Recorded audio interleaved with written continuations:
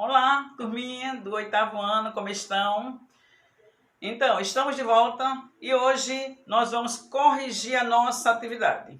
Mas, como vai sobrar um tempinho ainda, a gente vai continuar o nosso assunto sobre o iluminismo, ok?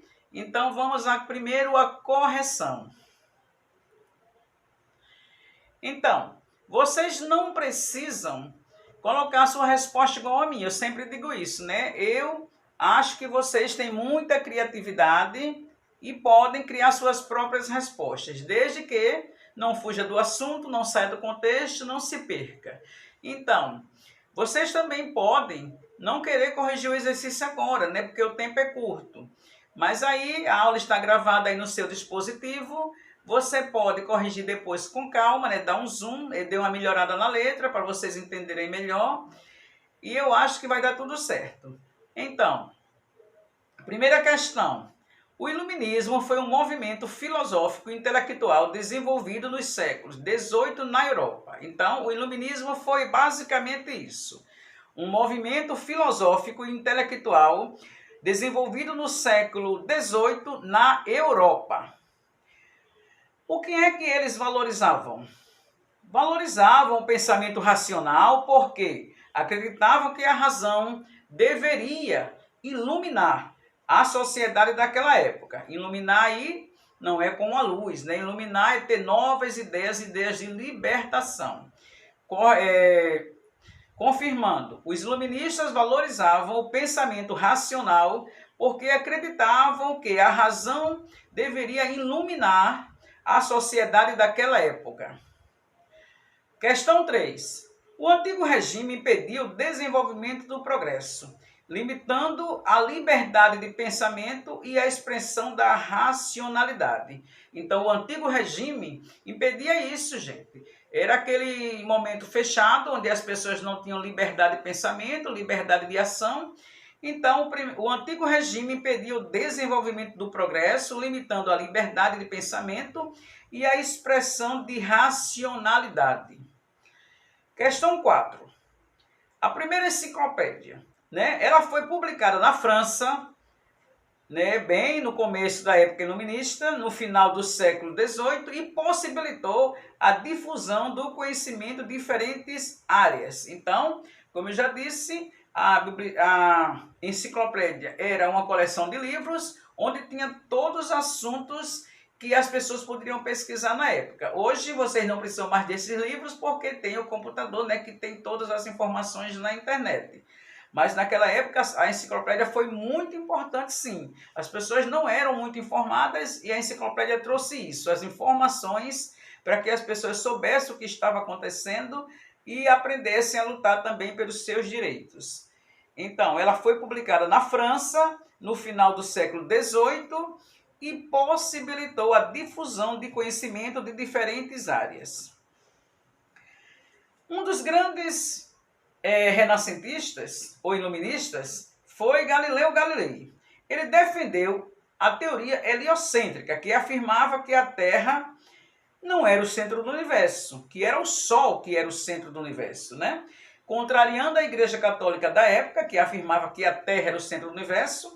Então, ele afirmava, através de seus estudos, usando as suas lunetas para observar os astros, então, ele defendeu essa teoria de que o Sol que era o centro do universo e a Terra girava em torno do Sol, fazendo os dois movimentos que a gente já conhece. A sexta questão. O que Francis Bacon defendeu? Defendeu os métodos empíricos nas investigações. Empirismo é aquilo que só acredita quando realmente é comprovado através da experiência, da observação, ou seja, através da ciência. Então, para ele, uma hipótese só seria verdadeira se fosse comprovada por meio da experiência científica. Então, Francis Bacon defendeu o método empírico, né?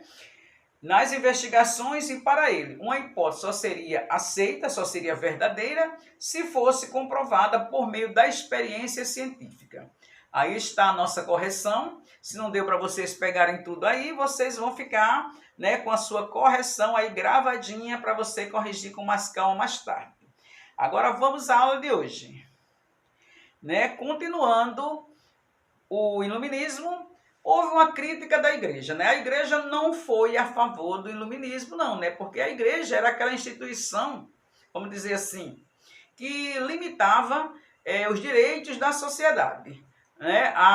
Os historiadores costumam falar que a igreja atrapalhou o desenvolvimento da ciência, o desenvolvimento do conhecimento. Por quê? Porque a igreja era ligada mais em dogmas, em tradições, não deixava que as pessoas pensassem com a própria imaginação, com a própria cabeça, com os seus próprios pensamentos. Então ela limitava, né, a inteligência, a liberdade individual das pessoas na época. Então, o iluminismo preza pela dúvida, pelo debate, pela liberdade de pensamento, né, pela liberdade de expressão e pela infinidade do conhecimento. Este deveria ser divulgado para que todos atingissem a liberdade, né? A liberdade de pensamento, né? A sua verdade pode não ser a minha verdade, mas aí eu tenho que respeitar a sua verdade, né? Porque a minha verdade pode não casar com a sua, pode não ser a mesma sua, mas aí eu tenho que respeitar a sua maneira de pensar, não é? Então, a igreja e a religião, como um todo, defende verdades incontestáveis, né? Para a igreja não havia meio termo, era só o que a igreja dizia e acabou. Você não podia discordar, você não podia opinar, mesmo que a igreja, vamos dizer assim, falasse coisas absurdas, você não poderia contestar. Então, a igreja tinha verdades incontestáveis.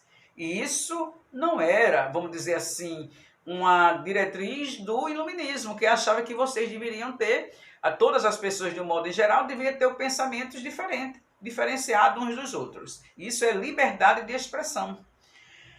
Justificam por meio da legitimidade, dívida e estrutura social vigente. Os iluministas prezam pela separação entre o conhecimento e a religião. Então, como os iluministas eram contra vamos dizer assim, a imposição da igreja, né? Então o iluminismo dizia que a ciência e a religião não eram compatíveis. E a religião pensava da mesma forma. E até hoje, ciência e religião não andam de mãos dadas por isso. Porque a igreja é mais tradicional, é mais ligada aos assuntos espirituais, enquanto a ciência é através de pesquisas, de estudos, de experiência e de observação. A crise da Igreja Católica. Por que a gente fala aqui Igreja Católica? Porque naquela época só existia ela mesma, não existia outra igreja, né? A Igreja Católica, ela era sim universal, não a Igreja Universal. Quando eu falo universal, porque ela abrangia todas as classes sociais. Então, o pensamento humanista critica a visão da igreja. Os humanistas eram religiosos. Para eles, a religião deveria ser íntima e pessoal. Então, o fato de você não ser de determinada religião não quer dizer que você não seja religioso. Você pode ser religioso do seu jeito, né? Fazendo as suas próprias conclusões e as suas próprias interpretações sobre o estudo bíblico. Você pode interpretar à sua maneira, independente de como pensam padres e pastores de determinadas religiões. Então, isso é liberdade, gente, de pensamento, liberdade de expressão, liberdade na religião. Denúncias surgiram sobre a conduta de alguns membros do clero. Às vezes, né, o clero, os padres, os pastores que fazem parte do clero, que é aqueles que comandam a religião, às vezes eles pregam uma coisa que, na verdade, eles não fazem aquilo, né? Eles não, vamos dizer assim, agem de acordo com a religião. Então, muitas denúncias foram feitas na época em que os padres eram muito rigorosos com as pessoas da igreja, com a população, mas eles mesmos, né, podiam fazer muitas coisas que eram contrárias aos ensinamentos da própria igreja.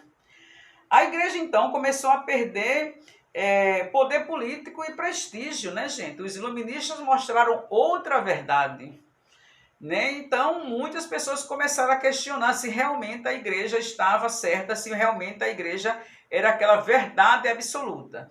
Por isso, muitas pessoas passaram a criticar a igreja da época.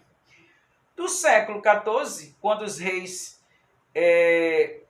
tentaram combater entre o clero e os membros da igreja. Então, eles perderam prestígio no século XIV, quando os membros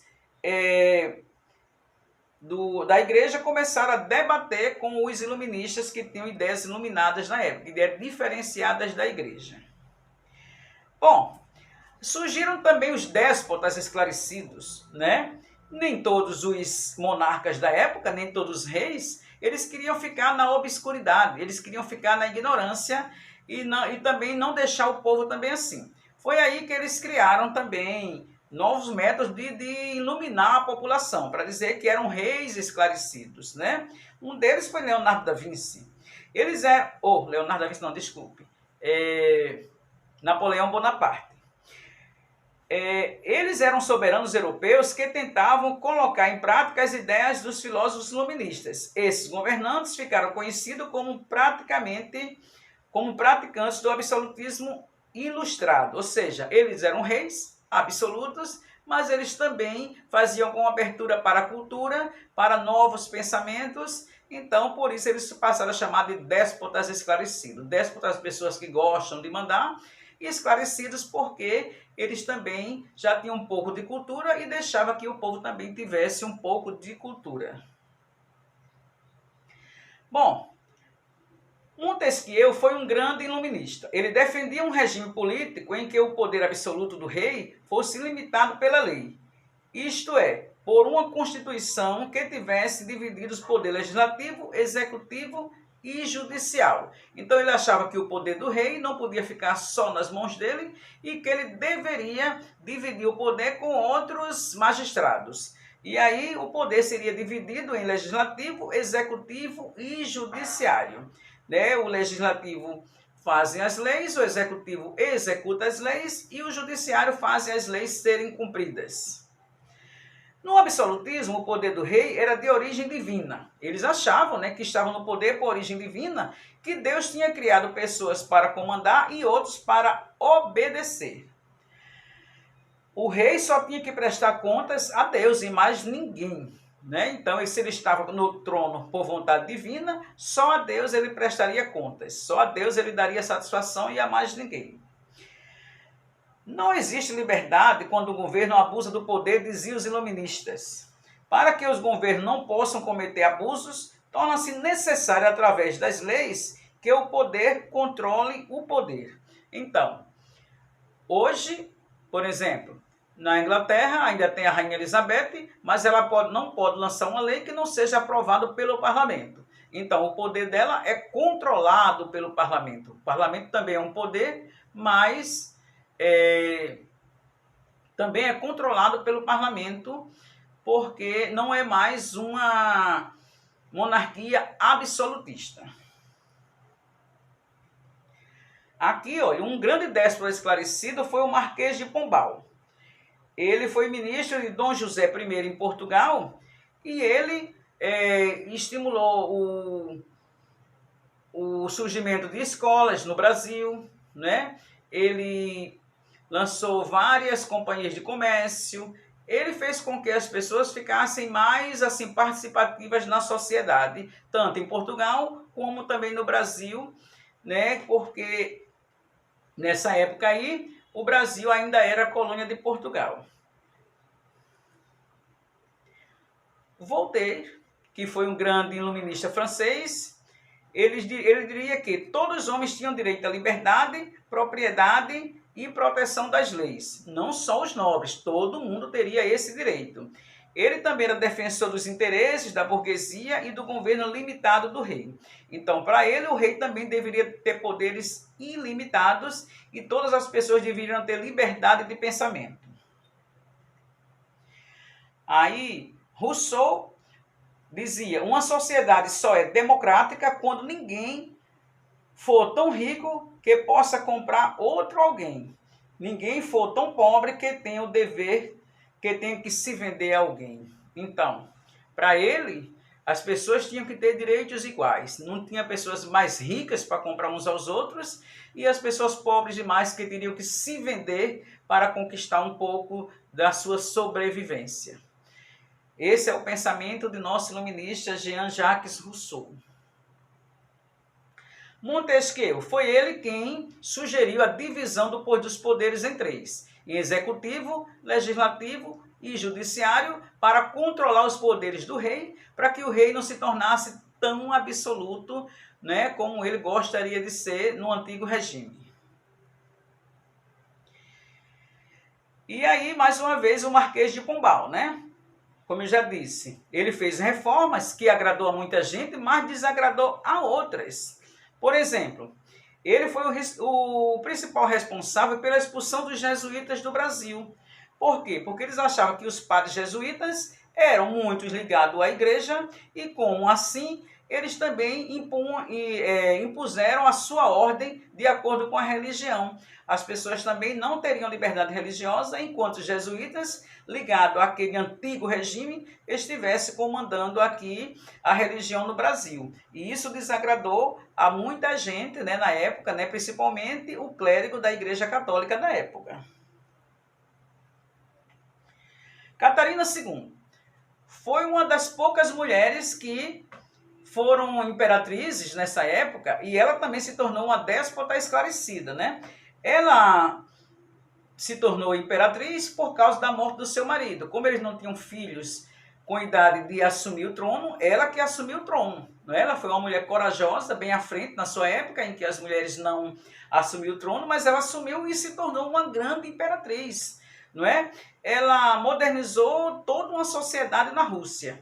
Ela criou um grande desenvolvimento, tanto econômico como cultural, construiu escolas e hospitais, refez o saneamento da cidade de São Petersburgo, que era a capital, reformou a administração do governo, valorizou as regiões da Ucrânia e de Volga, que eram mais esquecidas pelo governo imperial, e fundou a Academia Russa, a Academia de Cultura, e ela se tornou muito popular. Ela saía no público, falava com as pessoas. Então, ela foi uma grande imperatriz para a sua época, diferente dos reis absolutos, né, do regime absolutista. Então, era isso que as pessoas queriam na época, sair daquela coisa, vamos dizer assim, desgastante, infeliz, porque as pessoas do regime absolutista eram infelizes, não tinham liberdade. Nenhum povo é feliz sem ter liberdade, não é verdade? Bom, a atividade de hoje é 6 questõezinhas, né, para que vocês não se cansem muito.